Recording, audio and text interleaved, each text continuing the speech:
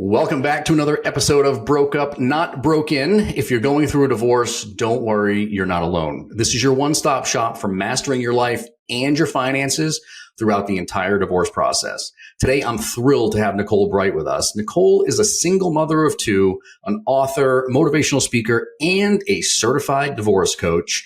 Nicole has always had a passion for personal growth, but during her life's journey, she encountered the life-altering experience of divorce. Persevering through this, Nicole was motivated to teach others the many tools she learned through this experience. So much so that she has refocused her life coaching business to help people dealing with divorce. Through her coaching and speaking engagements, she is helping people put their lives back together one step at a time. Ultimately, Nicole's purpose is to help individuals become their best selves. So listen, if you're feeling overwhelmed by your divorce or your current station in life, please don't be. Nicole is here to help us break it down so you can feel confident and prepared by creating a clearer picture of not only your financial situation, but how you can tackle some of the personal challenges you might be facing along the way. So grab a cup of coffee or your beverage of choice, buckle up, and let's get you once again personally and financially empowered. Nicole, it's amazing to have you with us today. Thank you so much for having me. I appreciate it. No problem at all. This conversation is right up your alley. We talk to a lot of people in this show about money and handling finances and some of the psychological aspects you have to deal with in divorce and so on, all the stuff that is in your wheelhouse. So this is going to be a really great conversation. But Talk to me a little bit more about like how did you get to be where you are? And for those that don't understand the work that you do as a divorce coach, because when I went through my divorce in 2017, I had no idea people like you existed. So, and I could have really used your help. You would have been my phone a friend all day long for sure. So how did you get to be where you are? And tell me more about the work that you do. Okay. So I do have a quick little personal story. So basically I got married really, really young at 22. And so divorce was a no word. I was in a very strict religious background and went to church every other day. So it was not even thought of. I got married, never thought I could even hear that word. And so what I was doing is I was a stay-at-home mom. I was mentoring young women in the church. And so this young lady was telling me, she's like, oh, you should be a life coach. And I was like, oh, okay. I had no idea what a life coach was, number one. And so I kind of looked it up. I'm like, oh, that sounds like me, because I've always wanted to be a psychology, always wanted to help people, mentally, whatever. So it was kind of like something I could do with my young child and, not having to worry about lots of education. So anyways, so make a long story short, I started actually life coaching. And I life coached women just like me at the time. So that meant they were stay-at-home moms. They had high-earning husbands that, had a lot going on. They were balancing everything and kind of feeling like single moms at certain times, So I was helping them. I built up a couple of clients here and there. And then my life blew up. So this happened March the 20th, 2018. So by April 19th, 2018, I was gone. I left the marital home. I didn't have a vehicle. Looking back at that, never tell anybody to do that, right? But I left everything. And I was on my own, had a weekend job, rented a car on the weekend. And so I couldn't help anybody. So I gave all my clients up. Didn't have one client to my name, was just doing my weekend job. And I was going through a lot, but the coach was always in me. So the coach in me was creating a whole thing for other people and didn't even know it. So one day, I think it was like 2019, maybe in the summer, I was looking at everything I had and I was like, this actually can help somebody else. Yeah. And so I refocused my attention on divorce coaching. And I tell you, it has been my passion because, sometimes when something happens, it happens for a reason. We don't want negative stuff to happen, of course, but always in my coaching, I said, let's find the light spot in darkness. There's always a light spot, something we can gather from that.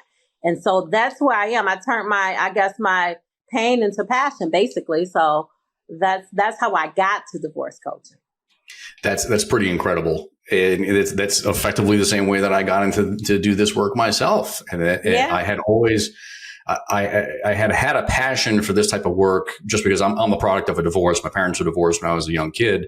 And that's really what propelled me into the world of finance, because I saw how much they struggled trying to make ends meet. And I wanted to ensure that, my kids and my family never had to feel the same level of pressure as well. And that's really kind of what got me into the world of finance. And I had wanted to do this work years and years and years ago, but the company that I was working for at the time was like, we don't do that kind of work here. Put your head down, make some more phone calls, kid, and get out, let's drive some more business. And I stupidly, followed their advice. And then sure enough, 2017, I decided I wanted a divorce and could have used all the experience that I have now through that process. But, live and learn. But I'm glad that you turned, it's the lemonade from lemons scenario, right? That's exactly what it is. And with you, it's like when you have a passion inside, it always comes back up. And it's going to be some point where you got to answer that call. You have to, or you just won't have the full potential of yourself and who are you supposed to be. Like I have a book, it's called Identity Crisis, Knowing Who You Are. So when you have that identity crisis and your life is turned upside down, that is the time. That is the time to rediscover you and to discover the greaterness of you, And I think that's when the time of turmoil, I think that's what happens, Either you're going to go really right or really left. People fall and they really, really fall. Or people fall and they're like, wait a minute. And then they regather themselves. And that's what I do in my business.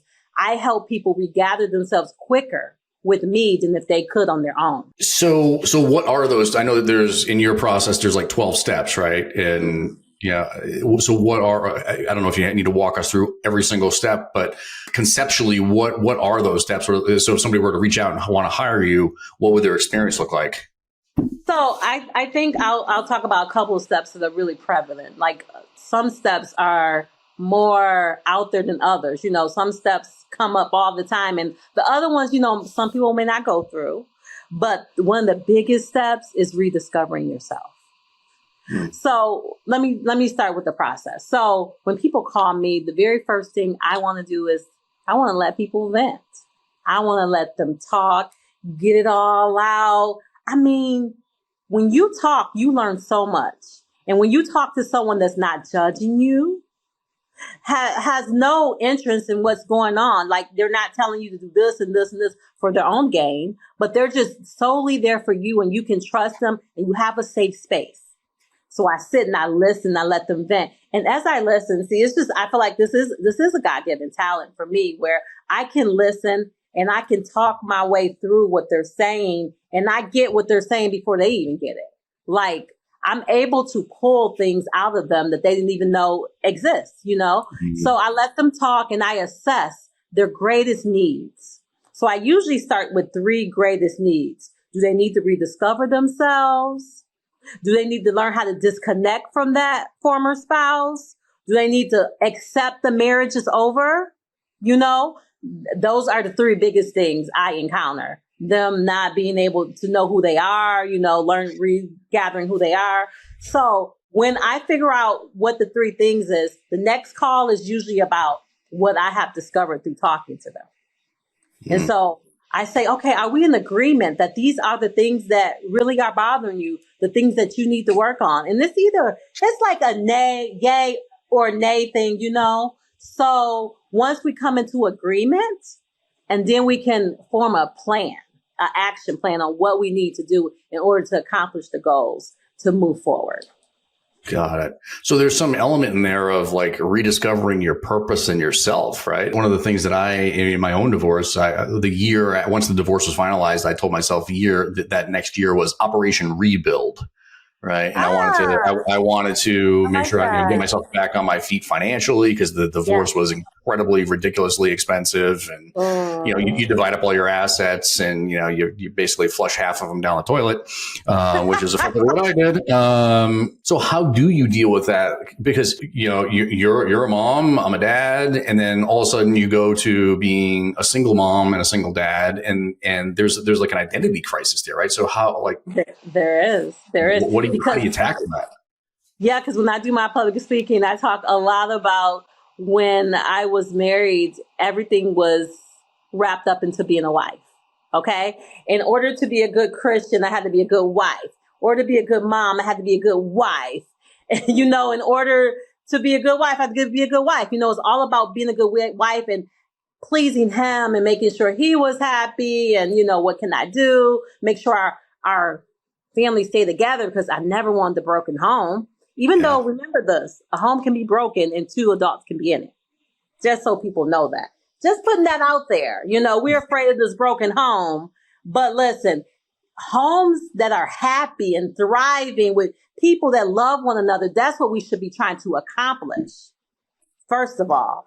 So what I tend to do is talk about themselves. A lot of people are not even comfortable sometimes when you are. I don't know. I do have men clients, but I feel like with the women, more than anything, they have lost their sense of self, and they don't even know, because I'm like, okay, so what do you like? They don't even know what kind of cereal they like. They don't know how to put themselves first. They don't know how to say no. They don't know how to say, okay, well, I want to do this, and maybe you can do that next week or tomorrow. It seemed to be selfish to put your happiness out there and say, this is what makes me happy, and this is what doesn't make me happy, and I'm going to stick what makes me happy. Of course, there's a balance, and I always teach the balance. The life balance for me is it talks about what stage your child is in, because certain stages your children do need everything. Of course, if you have an infant, they're going to need way more of your time than if you have a 12-year-old like I have, or 18 plus. Of course, it's different, And so you really got to realize what stage you are in your life. Do you need to work more on your spiritual aspect? You need to draw closer to whatever you call is your spiritual life, draw closer together, or your personal thing, where your health, exercising. Do you want to put more time into that? So always have them do an assessment on what they're looking for. What does happiness look like for you? Do you want to lose weight? Do you need to kind of go back to school and learn some new things? It could be a million things, but you need to prioritize. And your kid, guess what? Your kid is not always at the top. And I know it's hard to say that. It's the truth.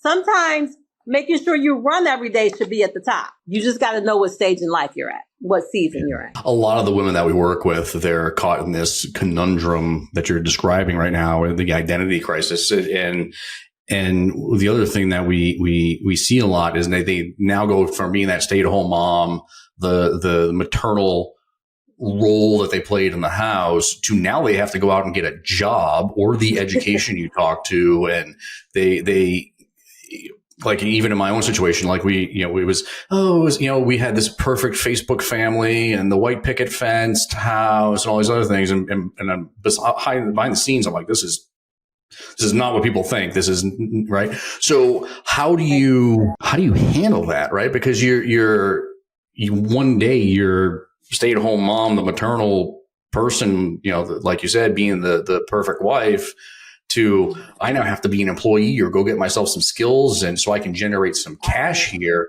which is, I have some questions on the financial side too coming up here. And so, like, how do you navigate that? So for me, fortunately, before my life blew up, I got a steady job 9 months before that happened. Mm-hmm. And the funny thing is that, like a stay-at-home mom does sometimes, we start and stop, as far as jobs. And so, because my number one was always like, if it's interfering with the home, I'm just going to quit, So there'll be no quitting this job, So what I say is, you have to view yourself a different way, okay? You have to be more empowered to say, okay, I'm making my own money, so I'm making my own decisions. So many stay-at-home mothers, wives are so not powered. They have no power because of the situation. And I'm not saying all stay-at-home moms, I do not want to color them all like that, but you do lose your voice somewhat because you say, oh, well, he's paying the bills and he's doing all this and that. So I'm just going to be a little quiet. I'm just going to lay back and do what he wants. I don't want to rock the boat. I need my family to stay this way. So we talk about, what do you truly want to do? Let's get a budget. What do you want to bring to the table for you and your children? What does that look like for you? Because you are the rise and fall of your future. You know, everything's on you. So it becomes empowering. It does. When they figure out that some things are broken, you know, like broken where I'm talking about, like the handcuffs are coming off. They're not bound anymore from certain rules they didn't even know they had within that relationship. And they figure out, wait a minute, I make 100% of the rules. I mean, even with me, I was just like, wow, I didn't realize how much I just leaned on everything from that former spouse to do. And you take your life back. It's just a sense of, you know, learning how of fulfillment, learning how to love yourself again and say, this is not just for me, but this is for my children. Yeah. You know, especially when there's kids involved. Yeah. And it might seem strange to have those feelings, especially related to money, because, you know, money can't really buy you happiness. It can buy you a jet ski, and if you've ever driven on a jet ski, there's some happiness there. So There's a lot of happiness there. Let's just face some facts, right? But I don't want to overlook the important message here for listeners, and the important lesson is one that I share with everybody. And I've been having this conversation with clients. I've worked with probably 1,200, 1,400 households over my career. I've been doing this almost 20 years now. Oh, wow. And what I will tell you is that you're spot on with exactly what you said. And usually, not to be sexist, but you women out there tend to be lulled to sleep when it comes time to talk about the financial stuff. Mm-hmm. And then the problem is, and this is a lesson I try to teach my stepdaughter and my daughters, and let them know, like, hey, you need to understand how this stuff works, how to invest money, how to save money, interest rates, all that stuff, and learn how to manage credit and all of it, because you don't want to rely upon a dude to handle all of that for you.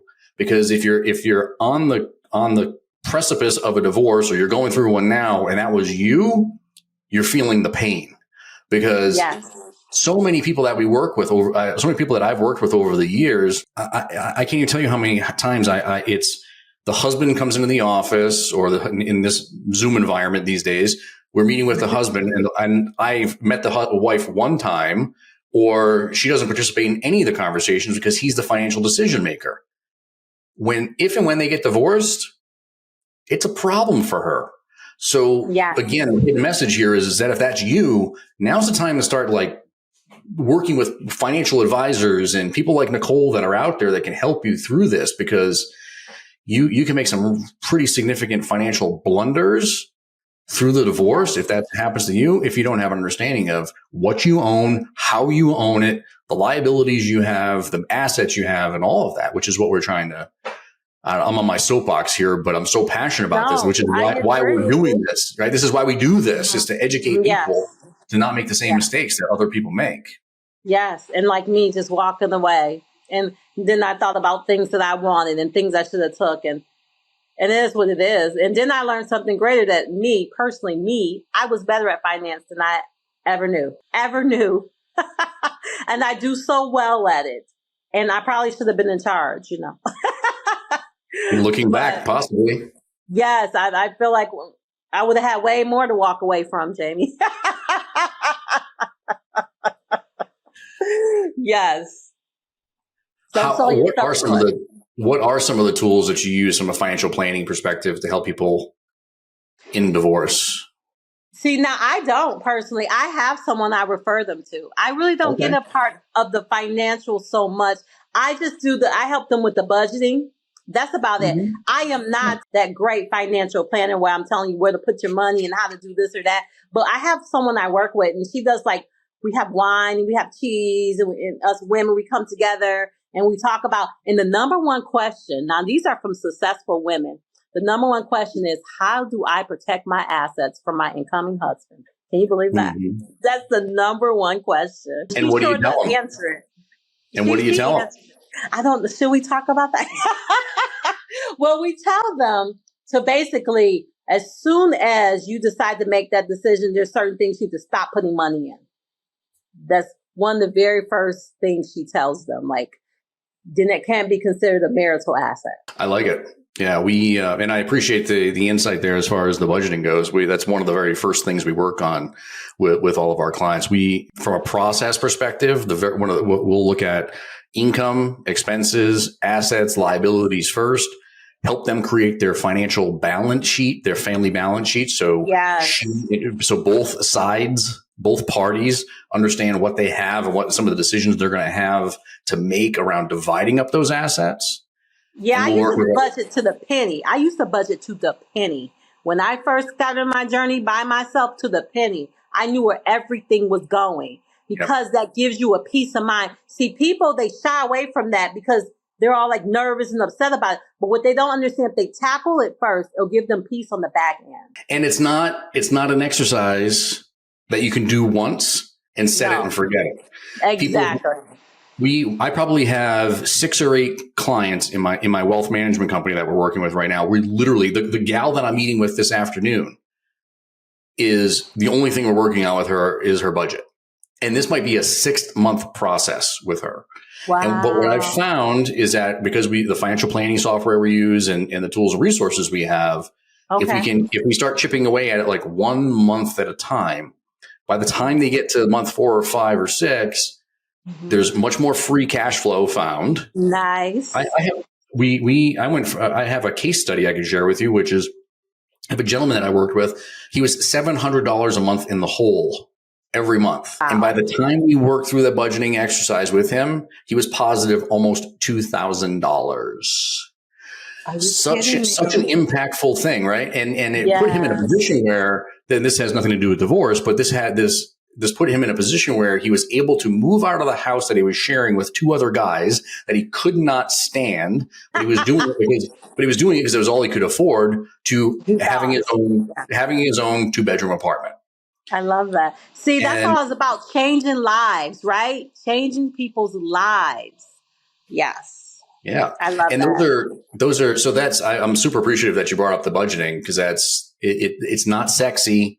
It's not something you want to talk to your friends over the water cooler about. Just like, as opposed to, the great cryptocurrency trade you just made.